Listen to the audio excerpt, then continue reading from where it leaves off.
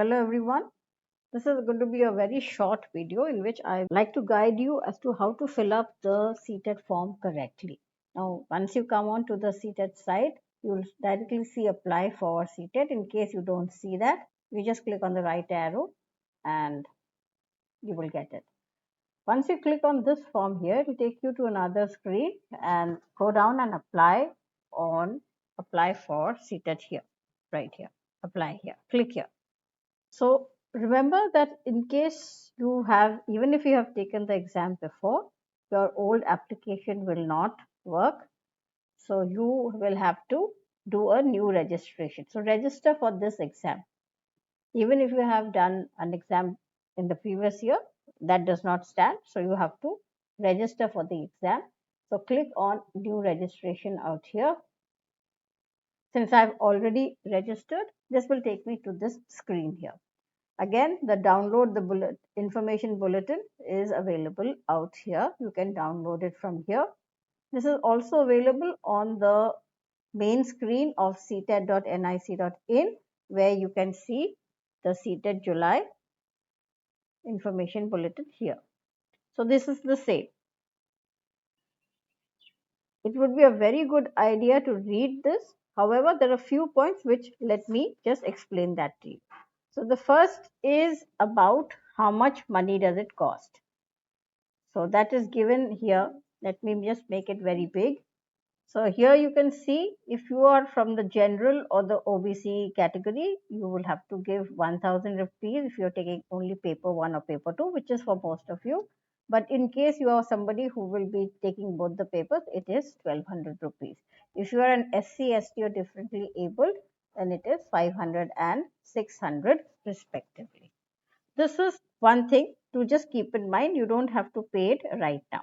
The second thing you should remember is you have to ensure that you fill all your details correctly, or you will be given a small window for corrections. But so only the following will be permitted, which is name, father's name, mother's name, all this, your category. But you cannot make changes in many other things. So it best make sure that you do the entire thing correctly in one go. Now let's look at a few things, especially eligibility. Very important. You should know what you are eligible for, and this I'm sure you should know, because unless you know the structure and languages of the question paper, you will not be able to fill up the form correctly. So let me start with the background and rationale. We don't need all that. Okay, schedule, again, the date has been given 7th of July. And this time again, like the previous, paper 2 is going to be in the morning and paper 1 is going to be in the afternoon. So it is a 2.5 hours or 150-minute paper. The mode of payment is going to be only debit card, credit card, net banking. So only online gateway. So ensure that you keep this ready. Regarding eligibility, they have just asked you to go to the NCT Gov website, which basically boils down to if you have DL.Ed, then you can give paper 1 and paper 2 if you are a graduate. Okay? If you are not a graduate with a DL.Ed, then you only have to give paper 1. If you are a graduate, you can also give paper 2. If you are only a B.Ed, then it is only paper 2 for you. Okay. So this is the crux of what NCTE says. These are, again, there's been no change. It remains the same as the previous 2 exams. Here is a list of all the languages that you can choose for your options. Now this is only for language 1 and language 2, not for the paper. The paper will be in English and Hindi. This is the marking scheme. There's been no change in the marking scheme. So this is given out here, language of the question paper. It will be bilingual in Hindi, English. So that is going to be the main paper. So your CDP, your math, science, social science will be in English, Hindi. But for language 1 and language 2, you can choose any one of these languages. So there are 20 languages. This is valid almost all over India. It is qualified for your lifetime. It is for lifetime. You can check out the examination center. So if you are in any of the major cities, then you don't have to worry. But for any remote place, just check out Appendix 3. Then you have the structure. So I've read through it. There's been no change since last time.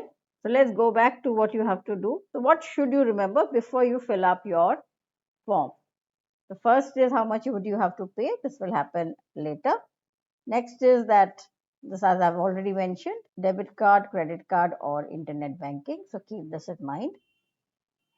Upload the latest photographs. So photographs, please remember, it should be in the JPEG or the JPEG format, and photo must be not greater. So between 10 and 100 KB, and signature should be between 3 KB and 30 KB. So this is where people get a little nervous because they click high HD photos, and also the dimensions have been given of the photograph and the signature. So ensure that you keep all this ready. So once you have read this, click here and click to proceed. You have to fill up a whole lot of these details, which is basically your name, father's name, your date of birth, gender, identity type. So let me just fill this up and get back to you. The only thing which you might have issues about is identity type. So identity type is voter ID, passport, bank passbook with photograph, ration card with photograph, any other valid government identity. So you can use your Aadhaar and driving license. So let's say you click on voter ID, it will ask you for that number. So you have to enter the voter ID number. So in case you choose Aadhaar card, then enter the Aadhaar card identity number. So basically you need to have that number kept ready. So since I've already done this, let me just fill this up and then we'll move on to the next screen. So remember, there will be these 6 forms, 6 things you have to verify. Registration form is done. Then is the application form. So let me just show you the application form. The main things, the personal details. Let me just show that to you again, where I have filled my name, my gender, date of birth, my category, and here is a small thing. They ask you for your employment. So there are 3 options there: not employed, employed as a teacher, employed other than a teacher. So you can put any of that. Then comes the second place, which a lot of people have problems with, which is your what are you applying for. So this is something which you have to be very clear about. And since I filled this up for paper 2. But let me show you what would happen if you were paper 1. Let's say I'm applying for paper 1. So then you have to select those 2 languages which you will appear for. That is not English or Hindi necessarily. You could be choosing any of those 2 languages. So I am going with English and language 2 as Hindi. Remember, you have to choose the correct language. Both the languages are equally easy or difficult. So I have chosen English as my language 1 and Hindi as my language 2. Now comes, what is your minimum educational qualification for classes 1 to 5? So there are 2 things which you have to qualify in. One is what is your basic education, which is for all of them it will be senior secondary, whether 50% or 45%, but equivalent to senior secondary. That is your class 12, your HSC. The second will be your DLED. You have to have done a diploma in DLED, or you could be doing your bachelor's in elementary education. So all these options, so there are just 4 options given out here. You have to choose 1, 2, 3, 4. So what is 1, 2, 3, 4? One is senior secondary or its equivalent, that is class 12 with 50% marks. So see whether you got 50% marks. And you could be passed or appearing in the final year. So last semester 3 and semester 4 of your diploma in elementary education. So you could be in. So if your If this is where you are, then do select one. Okay. Now, if you are a person who has done your senior secondary with 45% marks and you are appearing or passing in the 2-year diploma in elementary education, in accordance with the NCTE recognition norms and procedures. So in 2002, NCTE had accepted that there are certain degrees which can be accepted as a 2-year diploma. So then only this is a special case. If you are from that case, you would know it. Then you can choose option 2. Option 3 is senior secondary 50%, and you are in the 4-year Bachelor of Elementary Education. So you are in DLED. Then you are in option 3. And if you are doing your 2-year diploma in special education along with your class 12 50%, then you will choose option 4. So for most of you, I guess it will be option 1. Okay, so you just select that. This is one big thing you have.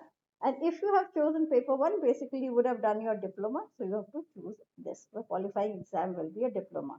If you've done your B.Ed, where you would have chosen your uh, paper 2, then you will choose a degree. Okay.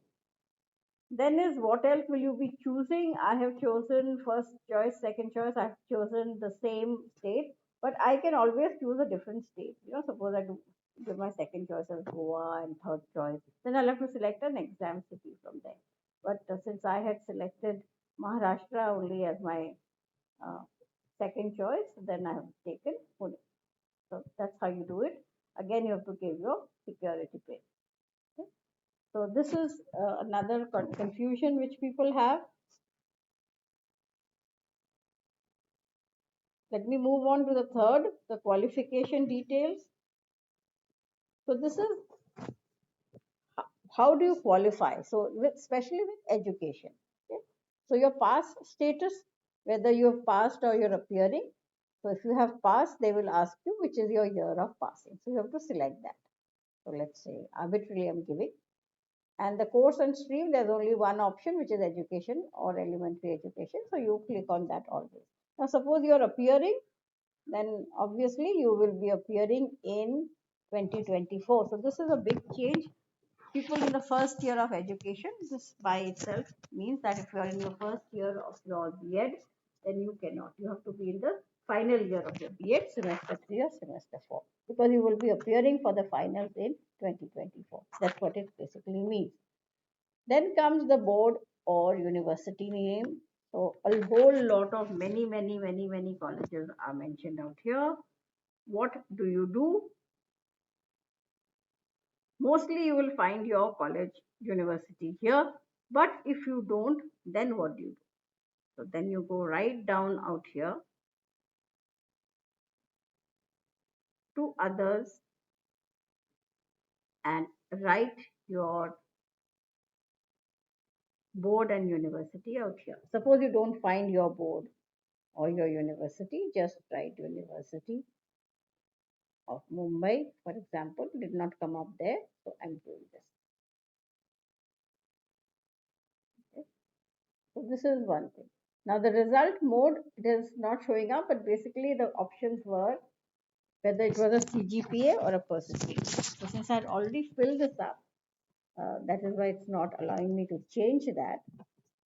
Now, since I will not be giving the exam, I will not be taking the exam, hence I stop out here. I've done this only for the purpose of making this video. So it's very important that you don't make any mistakes when you're filling this up, because it's a lot of hassle and a lot of stress for you later. If you have any questions, put it in the comments below, and do like this video if it was helpful. Share it to the maximum number of people you know. Thank you for watching this video.